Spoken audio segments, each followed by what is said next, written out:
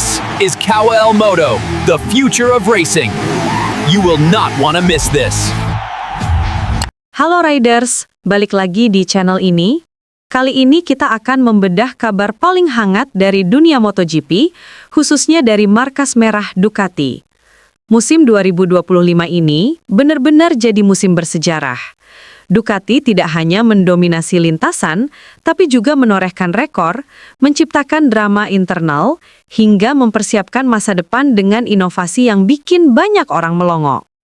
Kita akan bahas lengkap, mulai dari Marc Marquez yang tinggal selangkah lagi meraih gelar dunia, Pecco Bagnaia yang justru tenggelam dalam kesulitan, hingga proyek besar Ducati menghadapi regulasi baru 2027.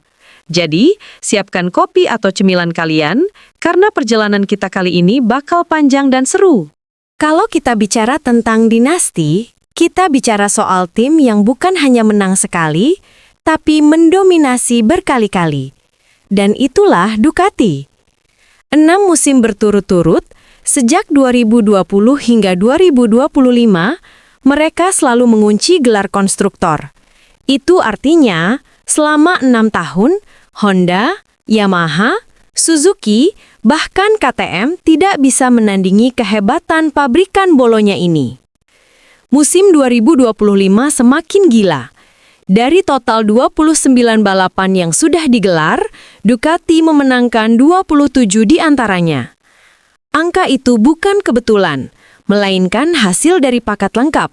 Motor yang kencang, pembalap yang berbakat, tim satelit yang solid, dan strategi yang matang. Bayangkan, Ducati tidak hanya mengandalkan tim pabrikan.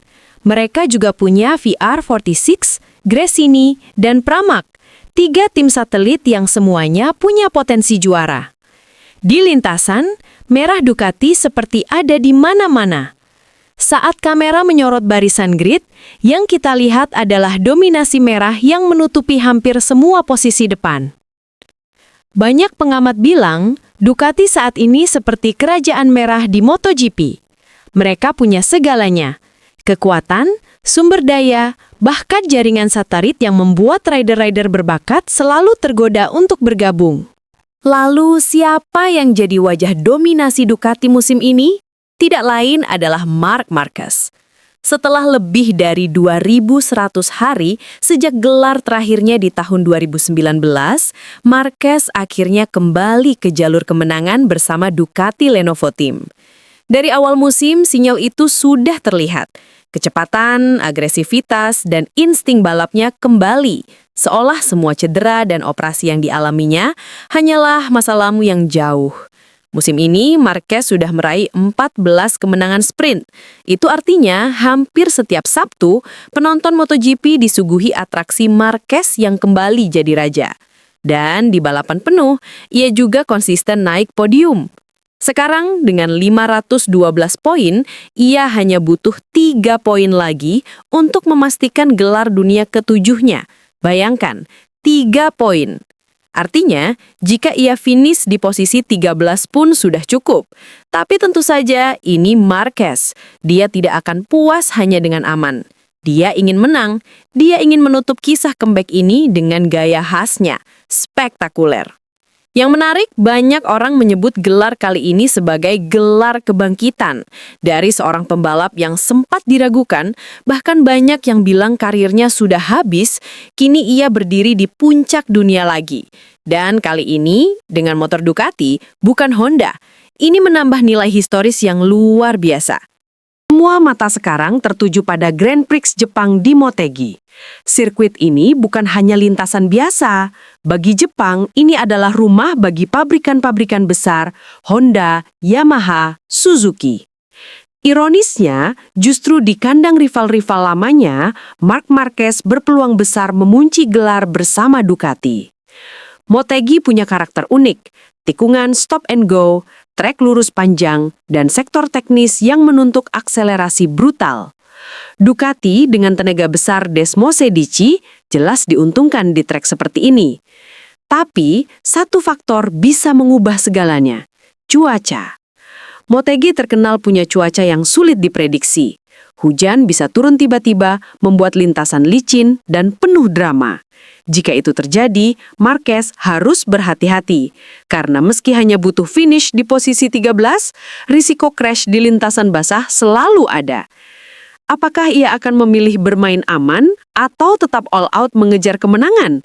Pertanyaan inilah yang bikin fans MotoGP di seluruh dunia menunggu dengan penuh antusias.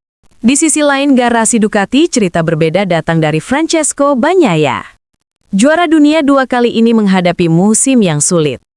Setelah beberapa kecelakaan, Pecco kehilangan ritme dan rasa percaya dirinya. Motor GP25 yang katanya lebih canggih, justru terasa tidak cocok baginya. Ia bahkan lebih nyaman memakai versi lama, GP24. Ducati sampai mendatangkan Casey Stoner sebagai penasihat teknis. Stoner memberi masukan soal setelan motor, gaya balap, hingga distribusi beban. Tapi tetap saja, Pecco belum menemukan performa terbaiknya. Kondisi ini menimbulkan pertanyaan besar. Apakah Ducati salah arah dalam pengembangan GP25 atau Pecco yang belum bisa beradaptasi? Drama ini bikin suasana di garasi Ducati semakin panas. Di satu sisi ada Marquez yang terus melaju, di sisi lain ada Bagnaia yang justru tertinggal. Persaingan internal ini akan jadi cerita menarik di musim depan. Menariknya, Ducati tidak hanya fokus pada musim ini. Mereka sudah menyiapkan amunisi untuk musim 2026. Kabar besar, Alex Marquez resmi akan mendapatkan motor pabrikan GP26.